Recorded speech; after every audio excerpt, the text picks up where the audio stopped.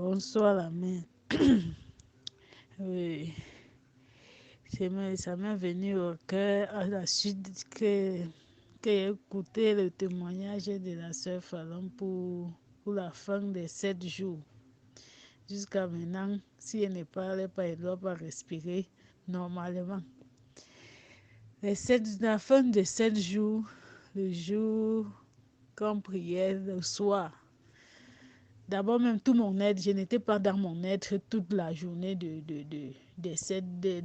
7e jour là. Quand on a fini le matin, je cherchais seulement là où je veux rester seule à seule jusqu'à, je ne veux même pas entendre le contact entre quelqu'un et moi. Je cherchais, je suis allée m'asseoir en bas de l'arbre. Après, ça n'allait pas. Il y avait quelques distractions là qui me distraient un peu. Je suis allée dedans chercher où me coucher. Parce que mon être soupirait. Je rappelais à Dieu tous les versets bibliques qu'il m'a donnés en 2019. C'est le verset biblique qu'il m'avait donné que c'était que celui qui croit en moi, les fleuves d'eau couleront dans son sein. L'autre, c'était le verset où le Seigneur, la femme samaritaine dit que donne-moi de cette eau et si tu bois de l'eau que je te donne, l'eau ne manquera plus, tu n'auras plus soif. Et là où elle dit donne-moi de cette eau. Et l'autre était que celui qui croit en moi et que les fleuves d'eau couleront dans son sein.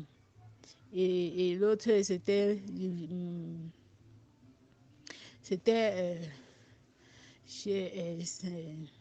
le verset qui parlait de à ceux qui l'ont reçu. À ceux qui l'ont reçu, il a donné le pouvoir de devenir enfants de Dieu. C'est ces versets que j'ai rappelé au Seigneur, que Seigneur, tu m'as promis. Et le rêve qui m'avait montré un cœur scellé, c'est ça que j'ai rappelé au Seigneur, que Seigneur, tu m'as promis telle et telle chose. Et quand j'ai quitté Ngaoundé, tu m'as dit que, quand je priais, je disais que Seigneur, accorde-moi un cœur scellé, accorde-moi un scellé. Tu m'as dit, pas à la source, mais voici à la source. C'est comme ça que je rappelais au Seigneur. Le soir étant venu, alors, mes pieds, je n'étais plus au sol. Mes pieds n'étaient... Dès que le frère même commençait à dire qu'il faut qu'on commence à pas la lecture, j'ai dit que Seigneur, qu'on finisse vite, on entre dans la prière. Mon cœur était en train de rappeler à Dieu tous ces versets que j'ai cités précédemment, que Seigneur, tu m'as promis telle chose, tu m'as promis, tu m'as dit tel verset, c'est pour moi, tu m'as donné cela, il faut que ça s'accomplisse dans ma vie. Et c'est comme ça que quand le frère a dit qu'on a commencé à prier, on a commencé à prier, à prier. À un moment donné, avant que le frère ne dise qu'on a rangé les chaises, j'étais couché au sol, je voyais devant moi nouveau-né. Et c'était écrit devant moi nouveau-né, nouveau-né, nouveau-né. Maintenant, quand on s'est mis, même pour me lever, pour me placer debout, quand le frère a dit qu'on se met debout, je n'arrivais pas à me placer sous mes deux pieds. Je n'arrivais vraiment pas. Mais j'ai dit que je me suis adossée au mur. Mais quand il a touché les gens jusqu'à arriver sur moi, Seigneur Jésus, quand il m'a touché, c'est comme s'il a déposé seulement un marque sous mon front.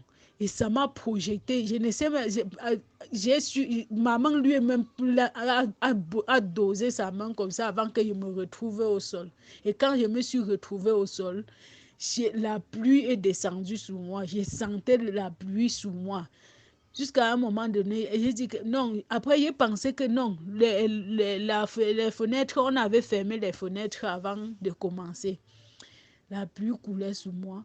Après, maintenant, après, je sentais mon cœur dans la joie. Il dit que Seigneur, je ne serai plus jamais seul. Oh Seigneur, et c'est comme ça que je criais, je ne serai plus jamais seul. Désormais, tu es avec moi. Désormais, tu es avec moi. J'ai crié, la joie envahissait mon cœur. La joie envahissait mon cœur.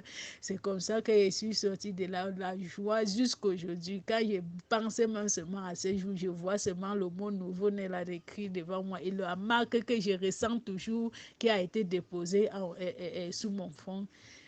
Mon cœur est toujours dans la joie, dans la joie, dans la joie, dans la joie et dans la joie.